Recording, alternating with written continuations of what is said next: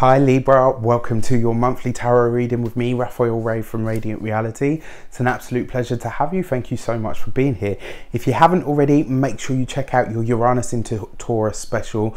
It's up, it's doing great, and I think it's because it's such a long and influential transit that everybody is really sort of loving it and excited about it. So before we start, I would like to bless both of these decks with all forms of love, light, peace, prosperity and abundance, and I pray that the messages that come through are ultimately clear and concise and they help you on your path to your highest vibrational good.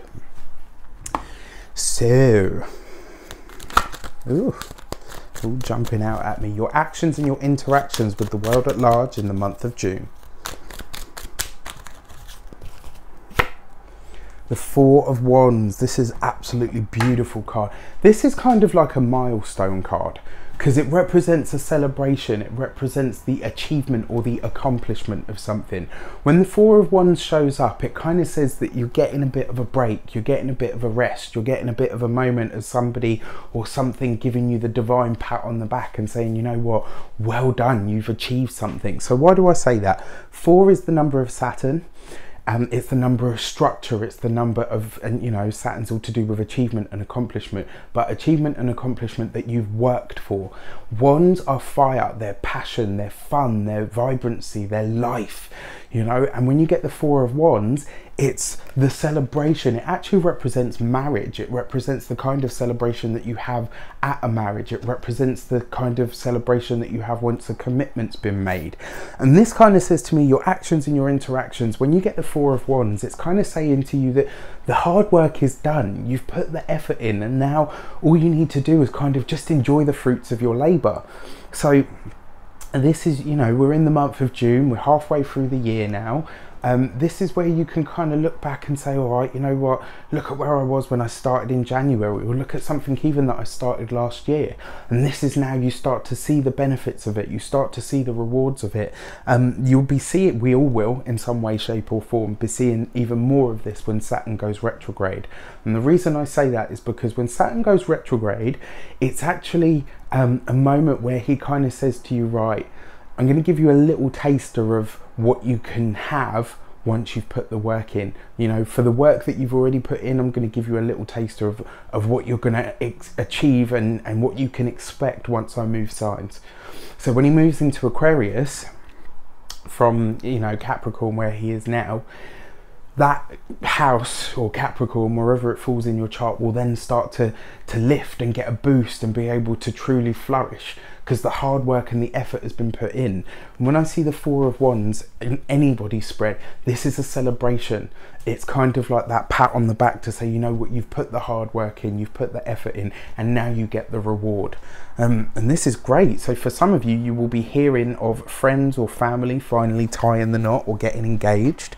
For some of you, this will be you know, good news about something that, like I said, something that you've put hard work, time and effort into, you will now see some kind of reward or dividend from.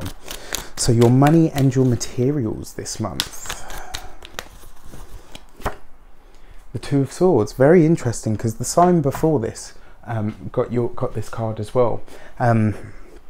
So when you see the Two of Swords, this asks you to listen to your intuition, to listen to your gut. It also kind of says to you that you should trust your feelings, that you should trust that innate sense of, you know, whatever your hunches are, whatever your gut reaction is to something, you should trust that. So in your money and your material sector, it's kind of saying is, if you feel like you should go for buying something or you should invest in something, you should absolutely do it. If you feel like you shouldn't invest in something or you shouldn't put any money towards it, or even think about, you know, spending money that you don't have, listen to your gut, listen to your intuition. This is the month when it comes to your money and your materials, even though they are very practical everyday things in the earthy sector, this is the time when you should really listen to whatever your gut says, whatever your intuition is telling you in that respect. When you see these two cards together as well, and you read them in conjunction, This is a celebration about something that you have a hunch about. This is about you hearing some good news. So I don't know, maybe you say, you know, oh, I'm going to buy myself this, and then you find out that actually it's worth a lot more than what you paid for it. This could also be you deciding to, you know, for those of you that are selling a home, this is you getting more than the asking price. If you hold out for the time that your intuition tells you to, and more importantly for those of you that are buying a home, this is you getting it at the price that you want and you need. The only thing is, I'm going to say to you, if you are buying, not if you're selling, if you're buying a home or some big ticket item, you need to trust your gut enough to ask for the bargain, firstly, and second, to know when they won't go any lower. So if you're buying something and you know you haggle with this person that's selling the item, you say, oh well, actually I'd like it for this, and that's great, and you know this says that you will get that because you've got the celebration there and the accomplishment and the achievement of it. But your intuition in this sector is also saying don't push too far, because then they might just walk away completely. It's going to be a fine-tuning one and listening to your senses in a really sort of in a really deep way when it comes to your money and your materials this month. But you can definitely get a deal, just don't get greedy. Okay, so in your communications with the world at large this month,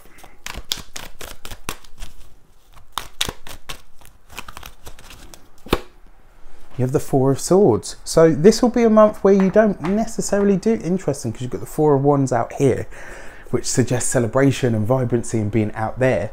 And then your communications, you've got the Four of Swords. And the Four of Swords is all about rest. It's all about recuperation. It's all about meditation even. It's all about maybe not doing as much communicating. What I would say though, especially with this, the Two of Swords here, is this kind of says to me that it's not so much about, excuse me, you not communicating. What it actually says to me is that this is very much about you having interaction, having social interaction, going out, doing things, being fun, being vibrant, but not sharing anything that is of consequence or import to you. Be sociable, go out, have fun.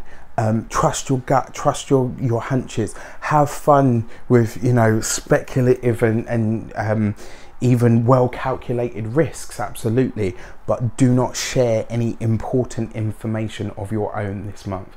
This is not the month to talk about the nitty gritty and the details of your personal life, of your financial life with anybody outside of your personal sphere. So outside of your partner, outside of your parents or your children, and even then making sure that you stress to these people that what you share with them is not to be shared with the world at large. This is a month where you need to be a bit more private about the things that are important to you or the moves that you are planning to make at a future date.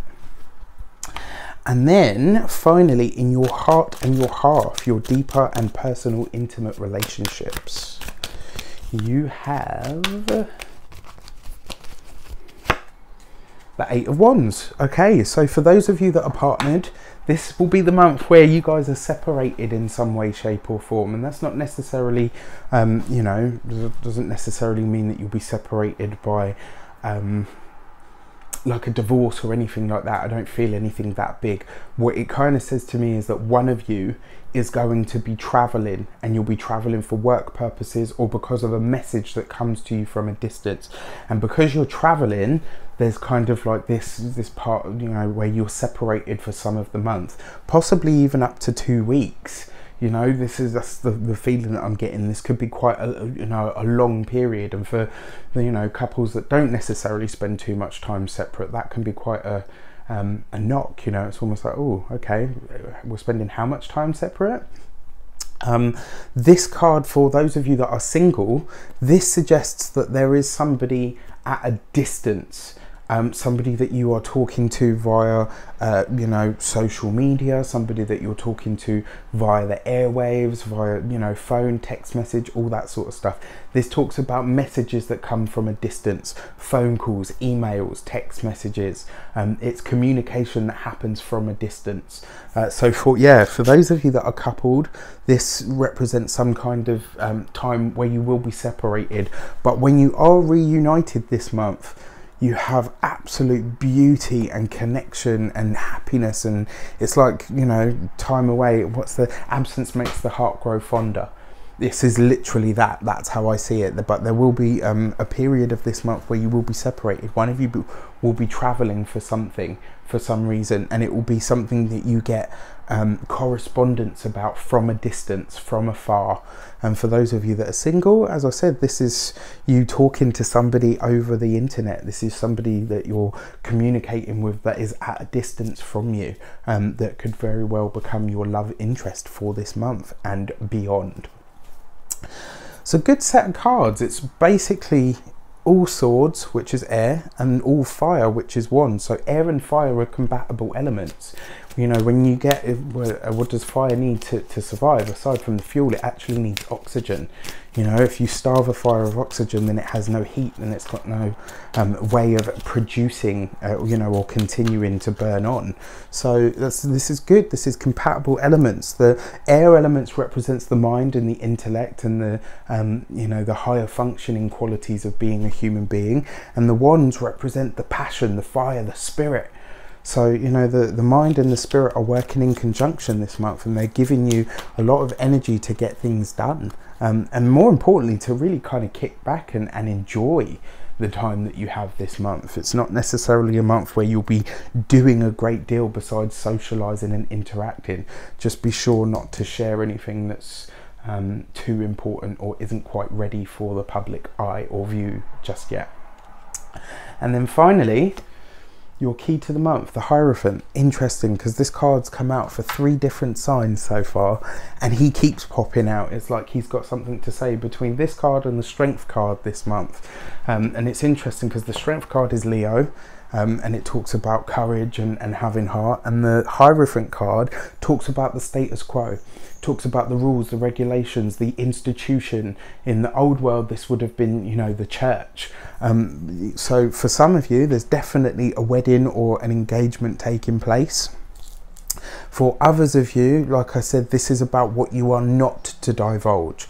So you'll be doing things behind the scenes, you'll be signing contracts, you'll be making investments, you will be making power plays as well. For some of you, I feel like you're making, you know, big moves, big power plays. For some of you, this is you working with people overseas or over, you know, or abroad. But it's very much, you must keep the silence. And the other thing about the Hierophant card that people don't really talk about is actually a card of initiation, but it's the kind of initiation that you go through that is the dogmatic initiation, which means you know, like the old mystery schools, you had to go through a certain type of ritual and you had to go through a certain type of learning for a certain period of time in order to be given the secrets of the next level. And the way that I kind of see this is you're being given that chance yet again. You are being given that chance to elevate your level, especially in a financial sense, especially in a reward-based sense. The only thing is, you must stay silent about said things until the time is right. So it looks like a really interesting month. And there's the fire triangle as well. So you've got the fire, you've got the air, and then the Hierophant, which is an earth sign, gives you the fuel. So there in total you have the fire triangle, which to me kind of says that if you make the right moves this month, you can do so at ease, and you can also do so at your leisure, and, you know, with a lot of rewards in stock. I wish you an abundance of love, light, peace, prosperity, and abundance itself. Have an amazing month. If you haven't already, don't forget to like, share, and subscribe to the channel. And if you would like to, you can donate to the channel on the link below. I would be eternally grateful for it. We would be eternally grateful for it. Thank you so much. Take care, and I will see you soon.